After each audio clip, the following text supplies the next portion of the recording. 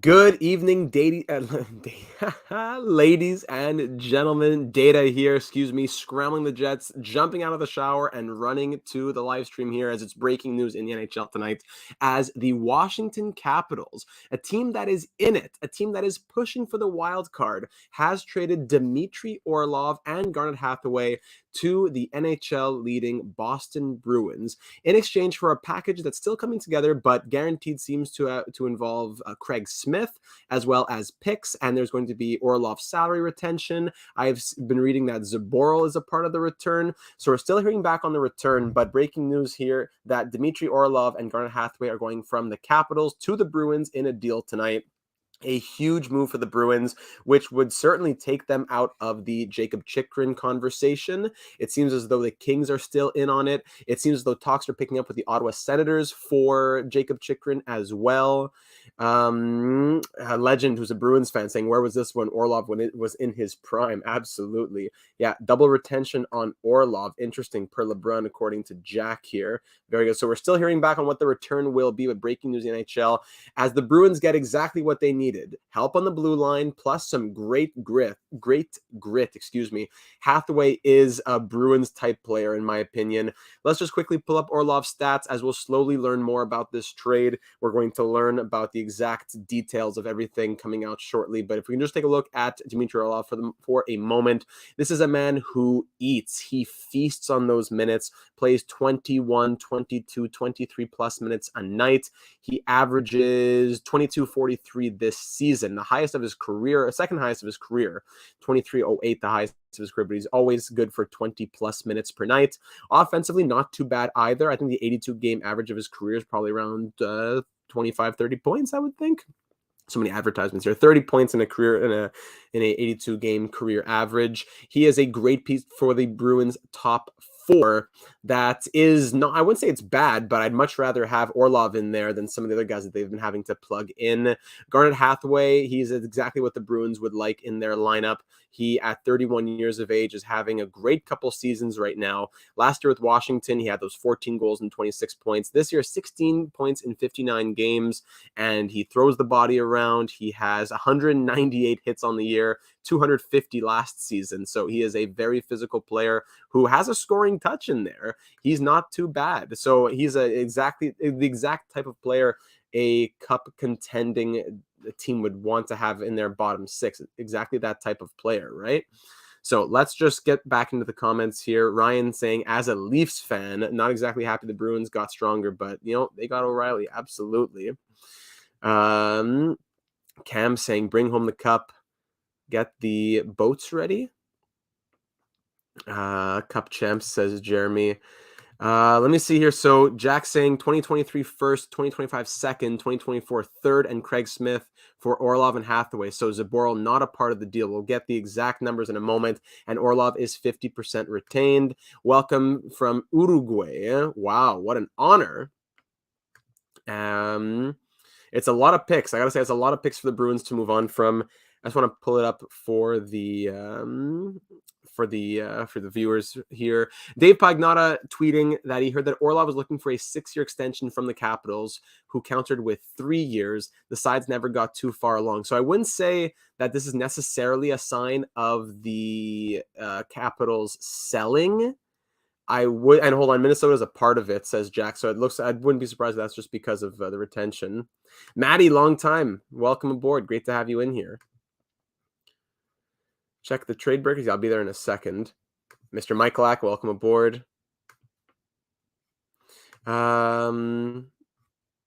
Yeah, while they're a part of it.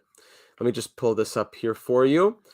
So the Caps are getting a 2023 first, a 2025 second, and a 2024 third. So a first, a second, a third, and Craig Smith, just a money move there. So the Bruins have more cap space to play with for Dmitry Orlov at 50% retained and Garnet Hathaway. But it seems as though the Minnesota Wild are weaponizing their cap space, and they're also going to be a part of the deal. So no more Clifton and Zaboral, just Smith. So that's Dave Pagnotta going back on that one. Big deal this is turning out to be. That market that seems to be drying up is, players are getting first, second, and third now. We are getting big price tags, especially, I don't know, then the question could be asked, did the Canucks sell too low on Bo Horvat? I don't know. So the full details as of now are as follows right here from Dave Pagnotta. So the Capitals aren't necessarily selling. It's just that they couldn't come to an agreement with Orlov. Hathaway, good piece they can get some pieces back on, and to be able to dump Craig Smith or take on Craig Smith and also take on picks for that. That's very useful in and of itself. So it's not just a first, second, and a third for Orlov and Hathaway. It's also a first, second, and a third for taking on Craig Smith, the salary cap of which Boston really wanted to be rid of. So Dmitry Orlov, he was making 5.1, so 50% retained. But is it really 50%, or is it 50 from Boston, then 50 from Minnesota? So we don't know what his cap is going to be exactly, but he is in the final year of his deal. He will be a UFA after this year. I don't know if the Bruins can afford to keep him. We'll look into all of that over the course of this video, but still waiting to hear back on the full details. Legend, as the resident Bruins fan, says full disapproval. So it looks like the Caps will retain 50%, Wild retains 25%. So the Orlov is going to the Bruins at 25% retained, and Minnesota gets a fifth out of it. So Minnesota gets a fourth for helping out the Zadorov trade, and they get a fifth for helping out this trade. So basically, they're spending probably like 150, 200 grand, and they're getting a fourth and a fifth round pick between those trades. Interesting. Just trying to see if there's any other details on that I can pull up from Twitter. Here's the JFresh card. We'll pull that up for Dmitry Orlov here. Here we go. So I got to say, for the Bruins blue line, I love it, but that's a costly pickup. It's a costly pickup. Dmitry Orlov, two-way puck-moving defenseman who can more than hold his own in top pair minutes. That's what the Bruins are going to love to have. So they're definitely out on Chychrun now. The question could be asked, who's going to be taking those sweepstakes. I had previously had that data cast saying that he was essentially traded to the Kings, but things have been changing since then. And over the last 3 years, weighted average data, 88th percentile for even strength offense, 40th for defense, 72nd percentile overall, playing against high levels of competition, good levels of finishing. His defense, though, has taken a tumble here in 2022-23. We'll look at Hathaway in a moment. Do we get the micro stats on him? No, I do not see that. But let's just look at Hathaway's numbers here. I'm not sure why this went white. Here we go. So Hathaway has been one of the NHL's most effective fourth-line defensive wingers for the past several seasons, scoring double-digit goals on an annual basis, right? Dabrowski goes at the Ottawa deal. Is that what you're alluding to? So Garnet Hathaway with fourth line minutes, 72nd percentile projected wins above replacement, high levels of even strength defense, great, way above average goals per 60 in his role, and pretty average everywhere else. Craig Smith, he's not the analytics goat he once was, but he can still be a useful depth player. Plus, the Caps basically get him for free. The Bruins just want to be rid of his cap hit. The return for Orlov, well, it's Orlov at basically 25% retained, in exchange for a first, a second, a third, and a fifth going to Minnesota as well, the fifth. So Craig Smith still has the offense, still has average defense as well. He's a good piece for the Capitals, who are not wanting to throw in the towel just yet on a postseason push. Talks are picking up steam between the Senators and the Coyotes for Jacob Chychrun. Yeah, I'd seen that. Yeah, saw that. So the Wild pick up a fifth, and the real cash spent is $88,000. So they spend $88 and $44. So they basically spend $162,000 to get a fourth from Toronto and a fifth from Boston. So Minnesota in on that. They buy a couple of draft picks there. Okay. I think that's about it for details on the trade. Nothing else is going to come out now that we know what happened with Minnesota. So Washington getting a great boatload of picks right there. They're going to be very content to be getting those picks. If they knew that they were going to lose Orlov for nothing in free agency, this is a great return. Fantastic return for the Capitals. But it does severely hurt them in their hunt for a postseason spot. Let me just pull up the NHL standings for a moment. I know there's games in hand and all that, but I want to see how in it are the Capitals at this moment. NHL.com is always usually one of the worst sites in terms of taking time to load. But let me know your thoughts. I know Legend Bruins fan down here saying that he does not like that deal for the Bruins. Who do you think wins this deal? Yes, you might say the value is in the Capitals' favor, but think about what the Bruins get out of this. Their defense becomes even scarier than it already was. And then, of course, something wrong was clicked on. Come on, NHL standings. You can do it. How satisfied are you with your Google search? I would give it 1 star right now. There's a little guy in the corner wants to know. So the NHL standings. Here we go. And let's look at the wild card. Come on. So wild card right now, the Bruins still at the top. Absolutely, they'll be taking on whoever. Maybe they'll take on the Capitals in the first round. But the Capitals, with games in hand, are facing very tough opponents right now. Come on, I just want to see wild card. Has picked up Chris Tierney, yes. Cam likes the trade for this year. Probably will hate it in 2 when they get when whoever they get turns into elite top 6 players. Of course, legend. You win the cup, no one's gonna care. Why is it showing me division when I clicked on conference when I click on wild card? Again, the worst site when it comes to loading. Then, do you want these cookies? Here are these advertisements. Wild card, come on, you can do it. You can do it. Come on.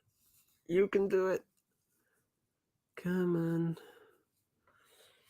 That would be crazy if the Senators could pick up Chikrin. Here we go. Finally. So the Capitals are currently in 5th when it comes to the wild card. Top 2 make the postseason.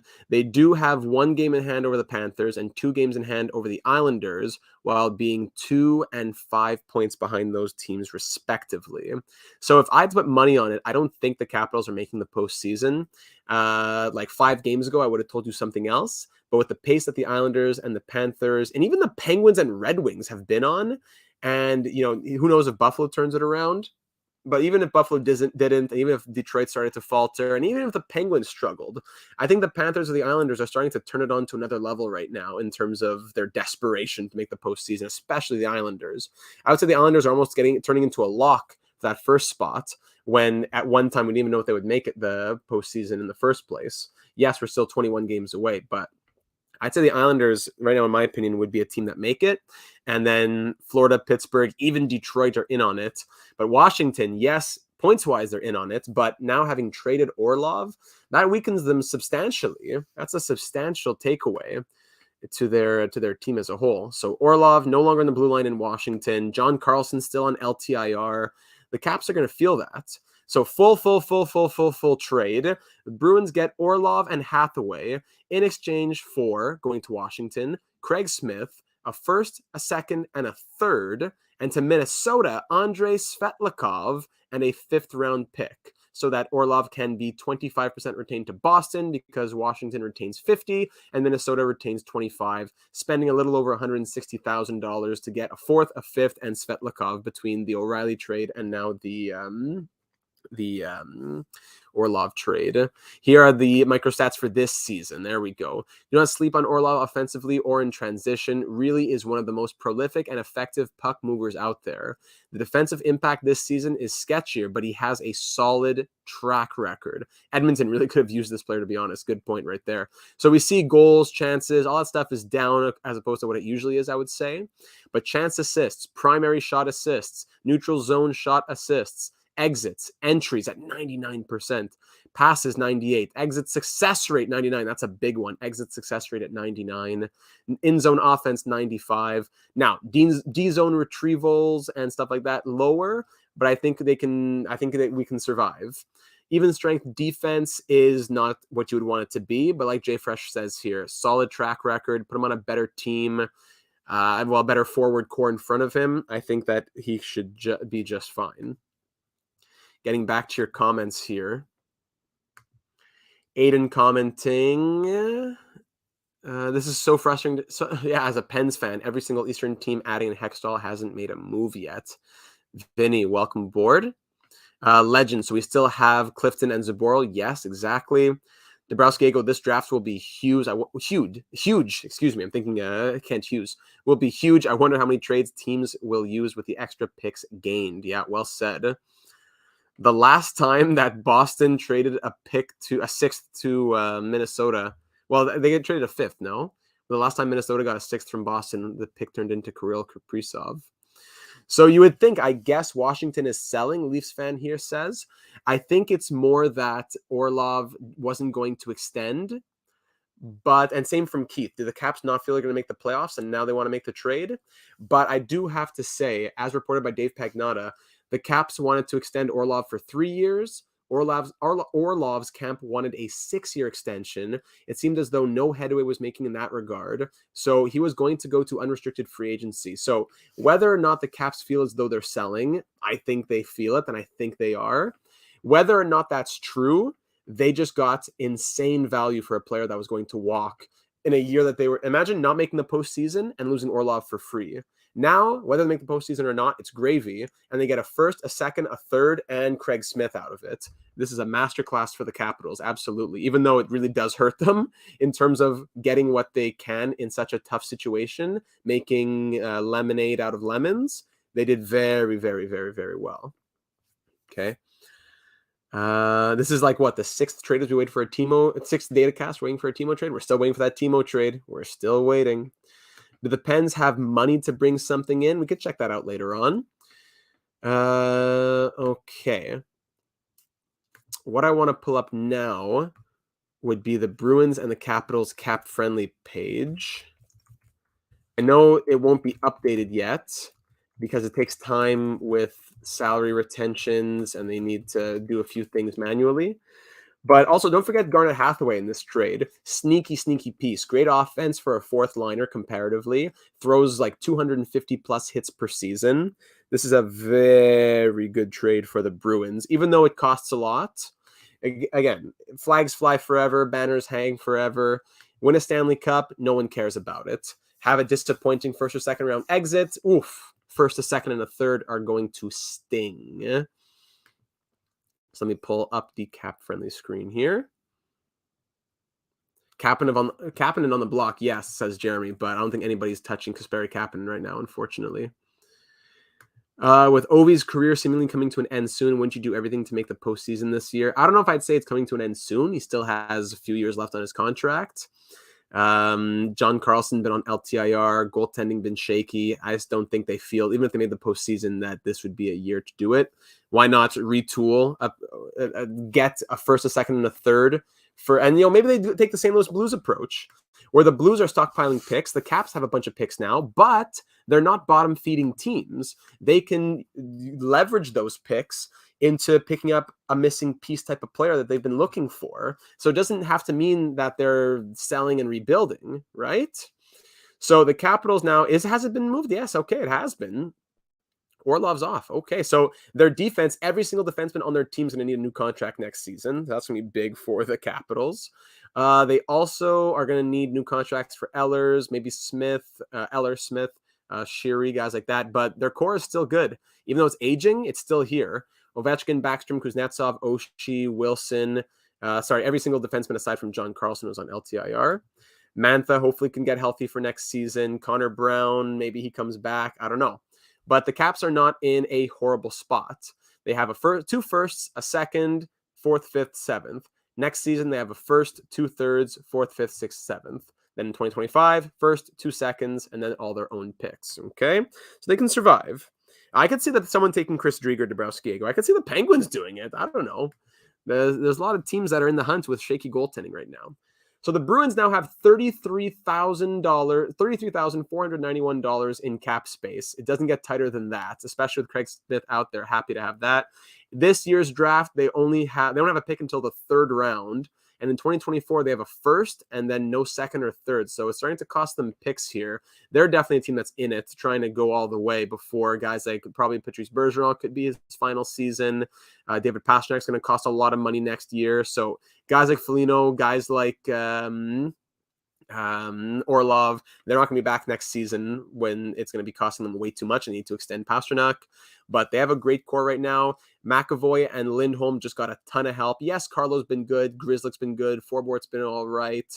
But, I would much rather. How scary is a top 6 now of McAvoy, Lindholm, Orlov, let's say Carlo. Then your 3rd pair is Grzelcyk and Forbort. Then that's with Zaboral as 7th D, Clifton's 8th D. You have Mike Riley in the rafters somewhere. Allmark has been incredible. So the Bruins are in a very good spot right now. Tic Tac, welcome aboard. Great to hear from you. Kravtsov scratched tonight, and Habs have been interested. Yes, they have been. I would be very interested in getting Kravtsov on the Montreal Canadiens. That would be really good. But Tic Tac, welcome to the stream, buddy. Thanks for coming in here. That would be great. Kravtsov to the Habs coming any moment. I would probably end the stream and then restart another one instantly just to break up the videos, since this video is Orlov and Hathaway to the Bruins. But yeah, their defense plus their goaltending, one of the best in the NHL. I don't know if I want to say the best. It's hard to make a statement like that without the numbers in front of me. But one of the best in the NHL, just got even better and now possibly becomes undeniably the best. Thanks, Maple. Appreciate that. I think that the Bruins now have probably the best defensive core in the NHL. Again, on paper, always on paper. Now the question will be, how is it going to work out in terms of, not now the question will be. The question will become later on, how do they fit everything in with Pasternak and all those extensions later? Juice, can you remind me of when is the trade deadline day? March 3rd. On March 3rd, 2023, we're just a week and a day away, 8 days away. Live coverage here on the channel from 1 to 4 p.m., so that'll be great. I wonder if the price for Gavrikov was even higher for Boston and they pivoted to Orlov. That's a good point right there. Plus, Orlov, not that he wanted to leave, but that he wanted to get his 6 years, and the Capitals were offering 3, it sounds like. So the Capitals, whether they're selling or not, they're just saying, hey, let's get some value, and boy, did they get value. What else are the Caps going to do? It depends on what direction they're going to go over the next week. I don't think they're committing to being sellers, but if they did want to start selling, they do have pieces they could move on from. I'm sure there are many contending teams that would like to take, especially as salary retained, Lars Eller, Connor Sheary, maybe Marcus Johansson, Nicholas Aubé-Kubel, who won a Stanley Cup last season. I don't know, Nick Jensen, Trevor Van Riemsdyk, Eric Gustafsson. I don't know, teams that just want depth for 7th round picks. I could see the Caps just going into that full sell mode if they want to, because they have a lot of expiring contracts that they can capitalize on. Could the Bruins get Barbashev? It would be tough with $33,000 in salary space. That would be tough. Leafs fans, now that it looks like Boston is out of the Gavrikov sweepstakes, where do you think he's going to go? That's a great point. Not only are Boston out on Chychrun now, it looks like they're out on Gavrikov. I would be absolutely floored if they picked up another defenseman with how crowded it is on the blue line right now. With Gavrikov out to Boston out, I would say the teams that are most looking for a defenseman still LA. LA still in on it, especially that they're talking with Chychrun. It's not like I'm an insider. I can give you inside information on which teams are looking to buy defense. If I had to guess on another team that would want someone on the blue line,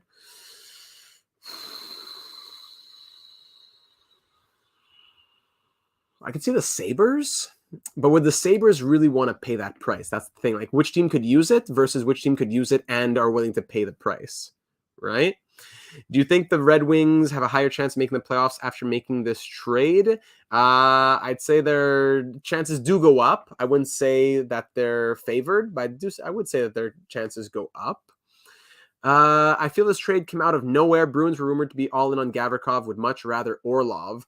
It was costly, but you do get to free up the salary cap space by getting Craig Smith out, which does hurt you a little bit forward-wise. But then you bring in Garnet Hathaway, that exact type of Bruins player that you want.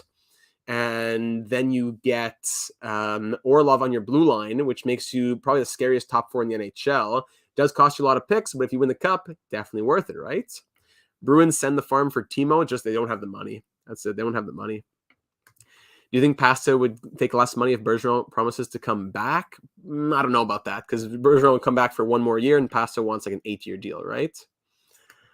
Oh yeah, I was thinking Stars as well. Yeah, Tic Tac Athletics says Stars, Oilers, and Kings all wanted Gavrikov, but he wanted an extension. So there you go, right?